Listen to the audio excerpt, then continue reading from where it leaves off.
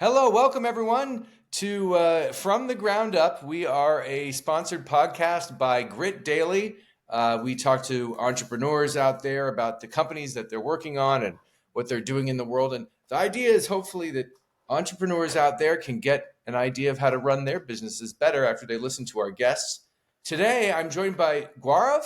How are you? I'm doing wonderful. Thank you so much, John. Thanks for How, having us. how do you pronounce your last name? Oh, it's Bhattacharya, Gaurav Bhattacharya. Right, right. And tell us about your background and your company. Sure. It's Jeeva AI, correct? That's correct. Yeah, John. So just a quick background about me. I'm a software engineer by trade, and obviously as a founder, I've been learning sales over a long time. This is my third startup now, and basically, I sales doesn't come naturally to me. So I'm a lifelong learner of sales, and I've spent I feel like 10 years reading every single book from like predictable revenue to like spin selling and everything. And I wanted to, at the end of the day, this for my third startup, I wanted to do something that I've learned for so long doesn't come naturally to me. And I was like, man, all the stuff that sellers have to do, which is not talking to people, closing deals, or doing discoveries, demos, and carrying out the sales cycles, that stuff I don't think AI will ever do. But anything that's manual, repetitive, like finding the right lead, sending the stupid 70th email to the prospect who's not following up with you, I was like, man, AI should do that better, faster, and cheaper. So that's what we're building. We're trying to take all the non-selling kind of tasks away, like that seller, they take 90% of sellers' times away. We're doing this with AI. So that's what Jiva AI does.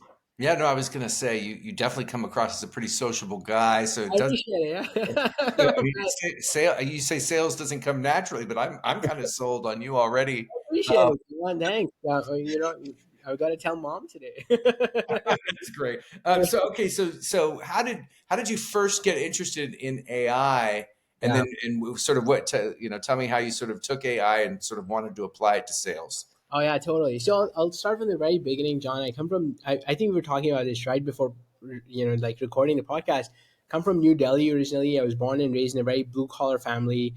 Lost my dad to cancer when I was two. Mom was, washed utensils door to door. So I had a very like blue collar middle class upbringing. Had no idea about AI. Actually, I got introduced to computers when I was about 10 years old.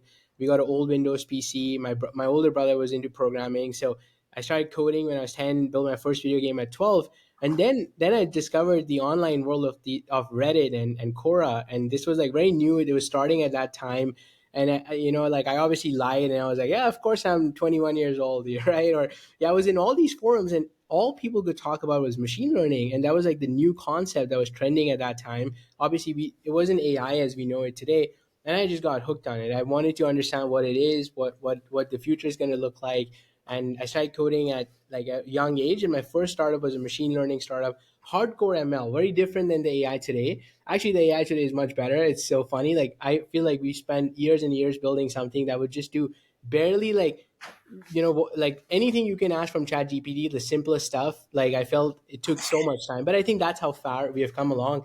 And my first startup was in the healthcare space. Like I had a co-founder whose parents were doctors, and what we were doing then back then is we were trying to predict different types of cancers, and it was very interesting. So we did some really clinical deep applications of, we worked with radiologists on everything from like a female fetus is a massive problem in India. We were trying to solve that with machine learning. We were trying to solve different types of cancer predictions with ultrasound machines, which can be much cheaper than doing MRI, CT scan. So that was my first company. It was very different than what I'm doing today, but still like hardcore machine learning. And we ran that for several years. Bootstrap company, actually had an exit.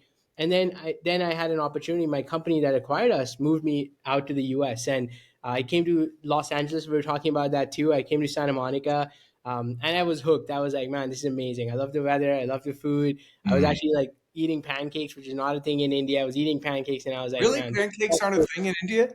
I don't know why. It should be, right. That could be our next company. Right? I was literally sitting pancakes on a beautiful sunny day at an IHOP, right? And I was Mm. like, oh, this is amazing. I would never move out. So that's my story. That's how I came to the US. So I've been in from hardcore ML. And then when this new AI wave started, I was like, man, wish we had Chat GPT to build what we were building back then. We would probably have done 500 things better, different, faster, cheaper. and that was it. We were hooked. We were like, man, we're gonna do something cool in AI. Actually, the story is, John. We started as a very different idea. Our idea was going to be around customer data and customer churn prevention. So that was our first hypothesis. That's what we started with. Ran it for several years, didn't find any product market fit, and we were very shocked because we had a successful company before, and now Mm. we were really struggling. And then what we decided was we actually went back to our board about 6 7 months back, and we were like, it's not working. We want to return capital, and we'll try something else. And our board was like, what would you be doing if you were not doing this? And we said we have built this tool internally. We call it Jeeva, and we're using it to prospect and do lead generation, all kind of cool stuff. I think there's a market here. And they were like, you should just keep going. And so that's our story. So we went from like 0 to 200 plus customers, now 10,000 active users, 5 Wow. million plus annual revenue in literally the last few months. But also, people don't see that we've been doing this for like 15 years now. So that's my story in a nutshell. Yeah, I think that that's the different people who listen to the show. I think they're looking for sort of stories and how they can apply them to their own lives and everything like that. You're pointing to kind of, it's not a dream scenario. Obviously, entrepreneurship is very choppy. You had Yeah, a company that was not doing fantastic this second time around, yeah, but a tool was born out of the project that was struggling. Maybe that's Jeeva exactly AI was born out of that. that's Uh, exactly right. Tell us a little bit more about that, because I think there's a lot of entrepreneurs out there who are sort of like working day to day. How can they sort of like prepare for their future that way, or ensure their future that way, and create a company out of the company that's not working? Like Yeah, that's man. You know what? incredible. I really appreciate it, John, and it was definitely really hard, and maybe I'll walk through like some of the hard things that is non-obvious, right? So I'll Yeah, give you the non-obvious stuff. It's almost like, I'm sure, and it's all about grit, and that's why I love the love the it's all grit. about grit. It's all It's about all grit. about The, grit. I'll tell you the non-obvious stuff, right? When people are pivoting away from one thing to another, right? So there's the obvious stuff, which is when shit's not working or something's not working, it's super easy for you to call it, and you're like, man, I've tried everything, it's not working, it's at zero. But what happens when it's not at zero? It's like we had 2 million in annual revenue. We had a small team of 10 people. We had some investors with us. So it was basically like we're at 2 million. We have real paying customers and some people use it. Obviously, we were having a hard time go from 2 to 20 and 100, and we read all these stories of all these people crushing it and it's Yeah. demoralizing. But it doesn't mean it's not working. So that's a non-obvious part and that's hard. So I'll tell you like one thing that if I can have someone who's trying maybe in my shoes, right, like, and is saying that I have an idea A and it's not working, and I've my wife hates me or my husband hates me, I've given it all, right, they're basically like just shut it down, and I feel like there's an idea B which can be even a bigger opportunity. How do you make the leap from A to B? And the question is, we ran it like a lean kind of startup methodology. What I would do is, and we ran this because we were really struggling. We said that we're gonna run some experiments on A. Like, why is A failing? And what is it that we can, like, can we try these three things that we know like are like our last straw efforts? Like, we give this our all, and if it works, it works. Otherwise, at the same time, we're gonna create a B. And again, like, it's much easier if it was just me, John. I actually had a small team, which is a good thing and a bad thing. The bad thing is nobody wants to, like, it's kind of like, first, nobody wants to work on the new thing, right? You all have So to pivot together somehow. How are you going that's to do exactly right. this? No one wants to work on the new thing first because everyone's like, because also if you think about it as a founder, I've sold them on this idea A. I'm like, Dan, this is the best fucking thing. Sorry for my friend, but this is the No, best it's thing on the okay. This is planet. what it's all It's about. a loaf. It's like the best thing since loaf of bread was created. They're in it. They're waking up every morning because in startups people don't get paid as much, right? So they're waking up on very menial salaries. They're waking up grinding 24/7. And now all of a sudden I'm like, man, A is not really working, so we should try B, which is completely untested. There's no hypotheses. We have zero paying customers. We have an idea. We have a cool tool, but we just have an hypothesis. So Mm. no one wants to work on B. But then you get them excited enough to work on B, and then no one wants to work on A, right? Like, Uh-oh. because people Uh-oh. are like, everyone wants to, then once they're convinced, they're like, they want to work on the new thing. They don't want to be talking to the old customers on the Hmm. old bugs, on the old issues.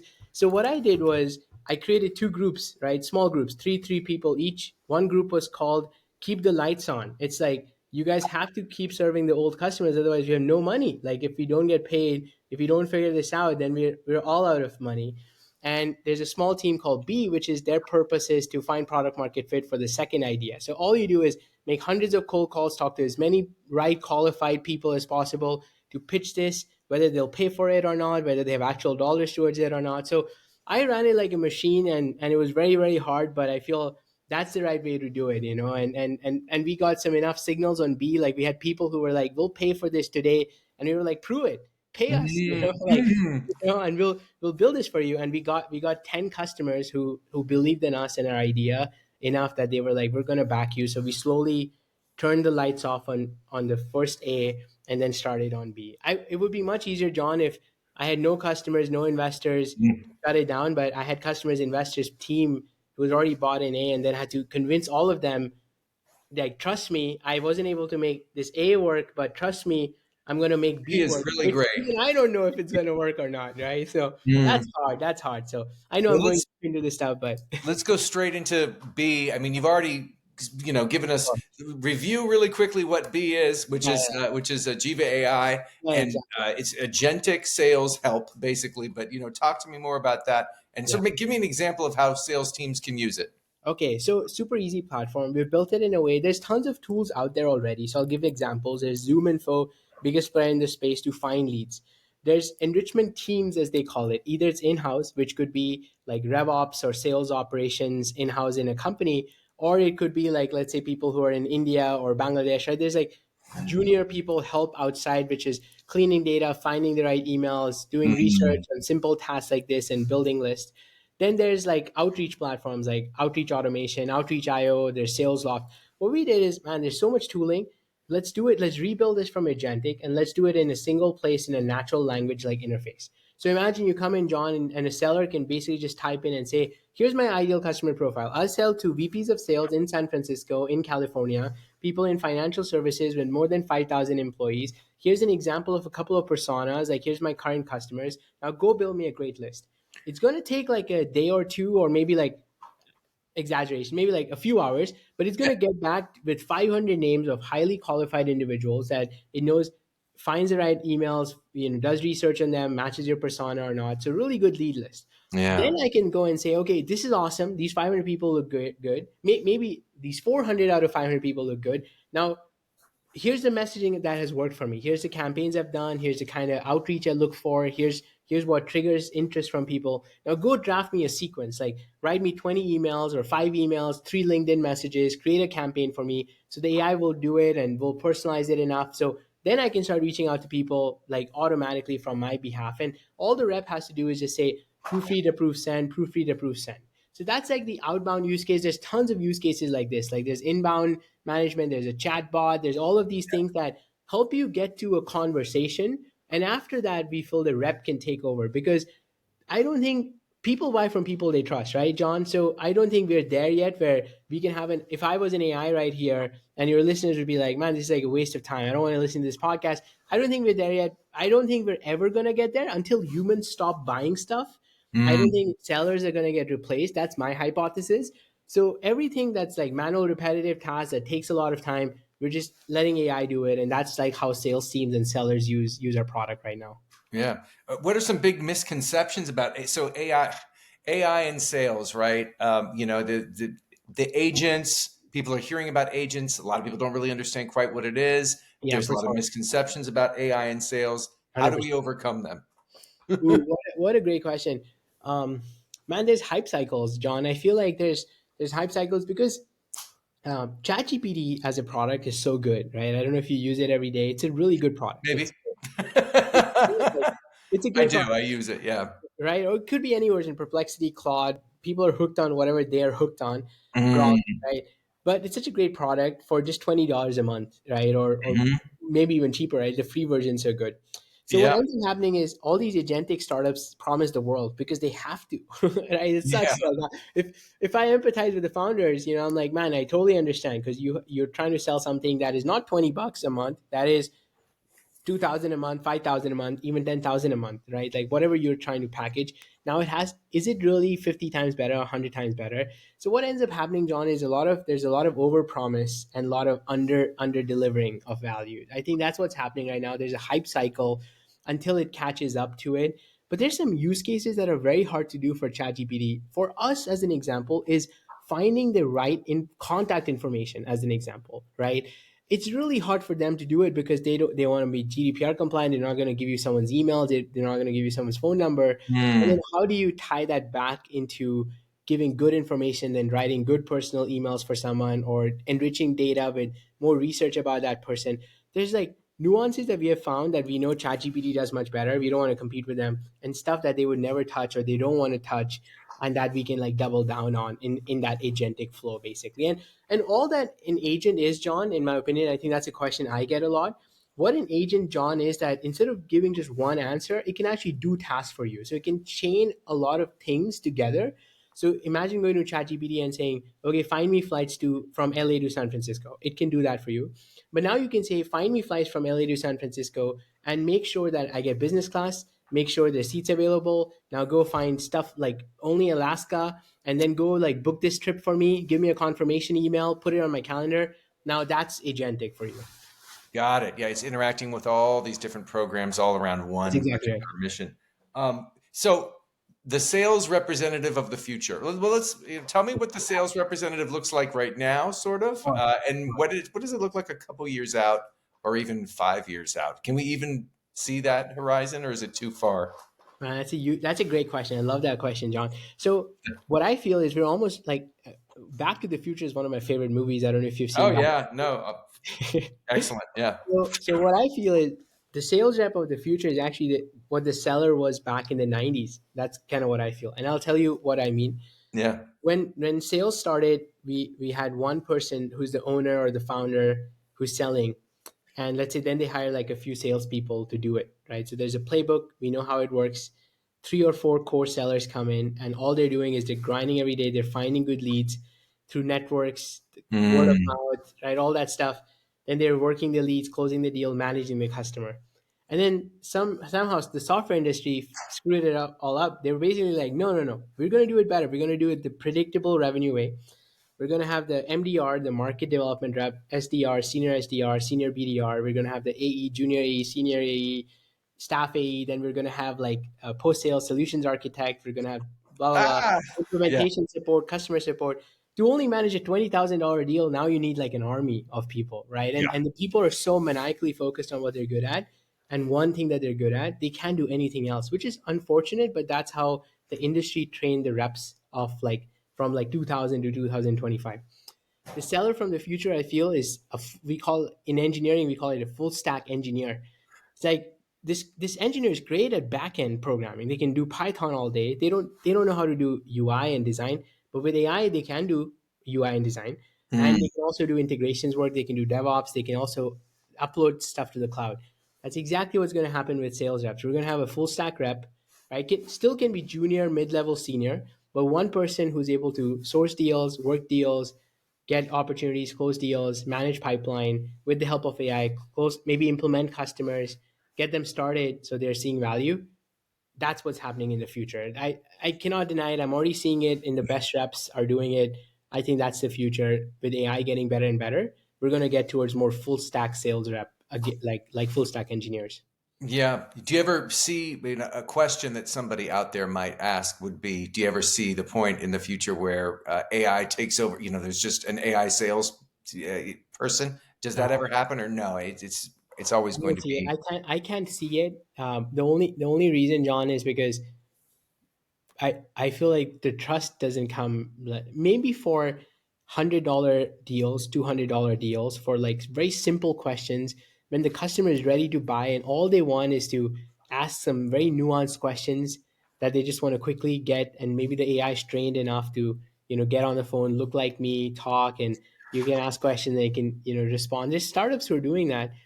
They're not successful right now, but I think for 90% of the scenario, I think where sales, that's why sales is the most noble profession, I feel, right? You have more sellers than engineers because everyone has to sell, and the market does not need yet another CRM system, yet another spreadsheet software, yet another whatever you call it, right? Like hamburger. But right? But but but I think sellers make it happen, and I think there's a lot of discovery and demo and persuasion and all that stuff, good stuff that happens. I don't think AI is there where it can take over. I don't think it's happening at least in the next decade or so. Yeah. So as far as to give us an idea of some of the companies that have worked with Jiva AI so far, and some of the measurable growth that they've been able to make happen Uh, through the tool. Yeah, the good news is we literally launched a self-serve version of the platform. So we have tons of people, like we have people from Salesforce, Google, Microsoft, we have sellers from Crunchbase, CB Insights. These guys are using it for free or they pay $20 a month. So there's like tons of people who use it. From a corporate or customer perspective, we work with a lot of mid-sized companies. There's different use cases. I'll give some examples. Like one of our first customers was this company called Service Mob, and it was like a early stage company. They basically ran it like a small business. The founder came to me and said that, look, I have 5 salespeople and I want to triple my revenue, but I don't necessarily want to triple my headcount. I don't want to add Yeah. that many people. And we helped them. Now they're doing, I think, close to 3 million in revenue. They went from 1 to 3 in the last 1 year that we worked with them or so, like something like that, less than a year. And that's a really good use case. Then we work with a company called Infotech as an example. So Infotech is this like really big. I think they have 600 sellers, right? So much much bigger. And their use case is just find me the right person at the right time with the right email. I have lists. I've like they scrape lists from LinkedIn. They find these people. They just want to quickly ask AI, give me as much information about this company. Go find like the VP of IT here, the director of IT here, and then draft a quick email. So one Mm. of their biggest use cases is enrichment, which is every single day AI is constantly finding good people, enriching their data, pushing it back to Salesforce so that the reps don't have to do it and they can almost double outcomes. So we work with companies like super small, like and like not even that, like sellers can sign up on their own. So that's one, and then super small startups to all the way to like now really large enterprises too. Yeah, that's great. Geez. So in the next, so we sort of see what it looks like right now with the agentic AI and what it can do. What do you see in the next 5 years from now? How will Uh, AI continue to impact sales? Sort of a more general question, I suppose. so one thing that I'm very excited about, there's this term in programming called vibe coding. I don't know if you came across it or heard about it. Okay, so vibe coding means that you're talking to the AI in natural language and it's coding for you. And if you get stuck, you just say, "Okay, you're stuck. Get it unstuck. I'm stuck here." And it can almost learn by itself and do stuff. So I'll give an example. There's a company called Cursor AI, and they went from almost zero to 300 million in annual recurring revenue in just the last 2 years. There's a company called Windsurf that OpenAI is buying for $3 billion. I think they went from zero to 100 in a couple of years. These are all like vibe coding companies. And what I would love to see is like if we can become like a vibe selling company, we call it, right? It's like it's just Okay.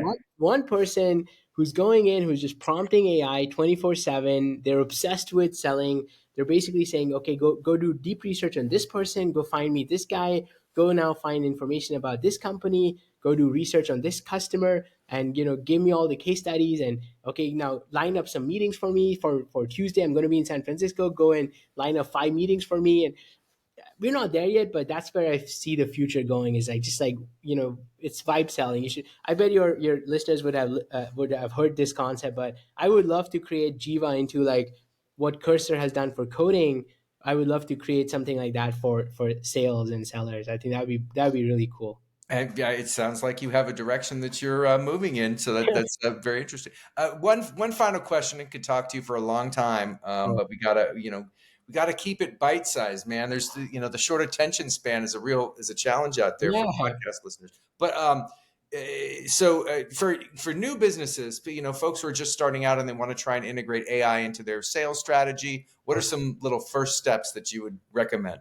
Yeah, I think research is a big one. Now, one of the things that I've seen time and time again is if you can do deep research on an account and position that, either sellers know about it or whether it's in your email outreach to them, that makes a huge difference. Super easy, chat GPT, you can automate it. One of your engineers can build something where looks at all the 100 accounts you're chasing this week, this month, and does tons of deep research on them and just shows it to the sales sellers that they can use it. Easiest use case, biggest bang for your buck. That's great. Appreciate that.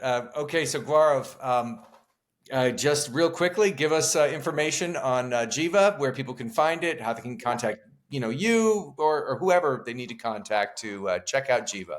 Okay, great. So So it's jeeva.ai. That's the website. And there's a contact button. You can easily find it.